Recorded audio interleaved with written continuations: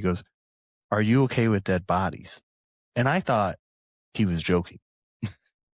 Because he like smirked when he said it. I'm like, oh, he's just messing with me. Well, he was not joking. There was definitely a dead body in the room. I've never been in the room with a dead body, and I was very uncomfortable. And then he's like, hey, there's a drain's backed up, and it's a drain that all the things go into. I was like, I'm not doing it. And the train guy one day, he was like, hey, did you do this job at, funerals? He was telling me about like the things he pulled out. Oh, it's disgusting.